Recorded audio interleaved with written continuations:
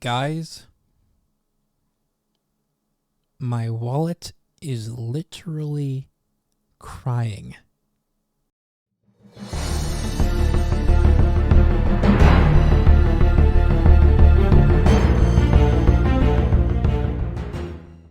So as you probably just saw, that was a pretty solid group of Criterions that I got. Once again, yes, round 2 is happening of Criterion sale and potentially a round 3. So stay in tune for a potential third part to this series, I guess. But I wanted to share with you guys just once again some of the titles that I got in the mail recently. And once again, I will be showing you guys via the spine number on the side of the box. So starting off at spine number 10, I watched this film, I believe like 2 weeks ago, and it was a very interesting watch and one that really caught my attention and really reminded me of director Terrence Malick. And that is a film by Nicholas Roeg called Walkabout. This film is wild. It's borderline a fever dream in my opinion. It's essentially what happens when a teenager and her younger brother are completely stranded in the middle of the Australian desert. And I will leave you with that only because I really do strongly believe that you need to see this film without any spoilers. It is a crazy, crazy time, and I'm glad to add this film to my collection. Now, this next group of films is a trilogy, and it is spine number 14, 15, and 16.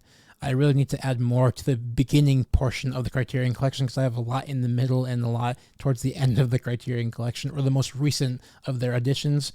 But that is the Samurai Trilogy, directed by Hiroshi Inagaki. I believe that's how you pronounce this name. I'm sorry if I butchered it, but this is a fantastic trilogy. I dug all 3 of these films, all 3 of them completely just absorbed my entire interest and just piqued my interest the entire time I was watching these 3 films. The cinematography is gorgeous. I love the direction. The writing is so great. And the performance from the main lead is just unbelievable. I really loved this trilogy. And once again, just very proud to add it to my growing Criterion collection. What would you do if you stopped at a 7-Eleven or a Quick Trip with your significant other and your significant other went inside to go grab the both of you a drink and never came back? Well, that is the topic of our next film, which is spine number 133, and that is The Vanishing. A very chilling thriller. I was enthralled by this entire film. And to be honest, if you have seen this movie, you know what I'm about to say. But I saw the ending for this movie a mile away. But the reason why I picked this title up is I appreciate the unbelievable build-up that this film does. With the characters, with the story, with the plot. I really dug this film's build-up a lot. The performances were great. I really just was completely gripped by this story. And again, the way it ended was I saw it a mile away, but I really do appreciate just the amount of tension and suspense that you get while watching this film. And I'm happy to add this one also to my collection. This next film is spine number 200, and that is The Honeymoon Killers. This is another really chilling movie and one where you just completely hate the 2 main characters to the point where you just want something to happen to them because of what they do to other people. Again, this is a movie that you have to watch without any spoilers at all. You have to watch this without any spoilers. This movie takes you for a ride you will never forget. Great direction. The characters are very well developed. The script, everything. So please, if you have access to this one, please watch it. This next group of films is a part of spine number 250, and I can finally say I added this to my growing collection of Criterion box sets, and that is the John Cassavetes 5-film collection. I finally have this in my collection, and I am so proud to have it in my collection. John Cassavetes was a director I knew hardly anything about until about like a month ago, like literally. And I watched all of these films, and the way John was able to tell a story through his characters, especially through a couple of roles by Gina Rowlands. And if you've never heard of Gina Rowlands, you should, because she is unbelievable, especially in A Woman Under the Influence, which I think is Cassavetes' best film. And then following that is probably Opening Night. But this is, I mean, independent American cinema at its finest, in my opinion. Again, John just took simple concepts and just ran with them.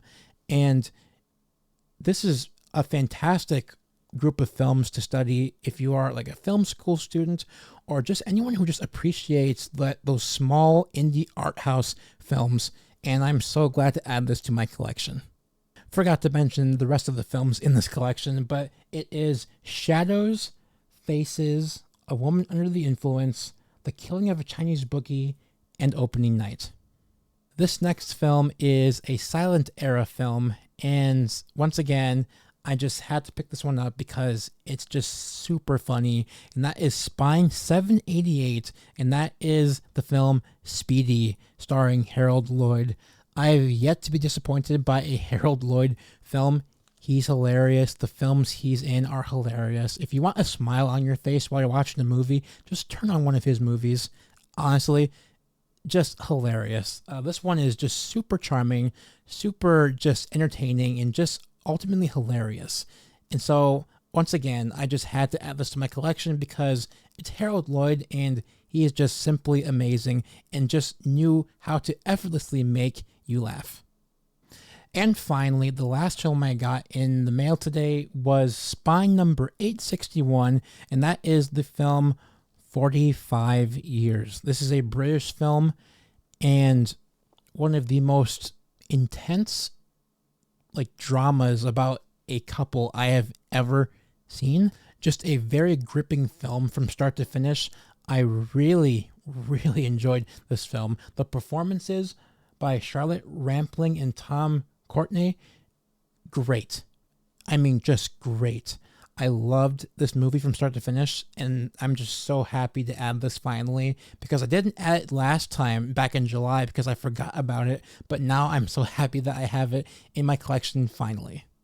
So there is round 2 of my Criterion shopping, and once again, there might be a part 3, so be on the lookout for that. But once again, just fantastic titles. I cannot get enough of these films and the Criterion collection. I love this company, and just them being so passionate at restoring some of the world's finest works. And guys, if you went shopping once again, comment down below what you got. I would love to hear what you got. And if you like this content, hit that like button. Also hit subscribe while you're at it, and turn on the post notifications so that you guys can get notified every single time that I post a video. You can follow me on Letterboxd, which is right here.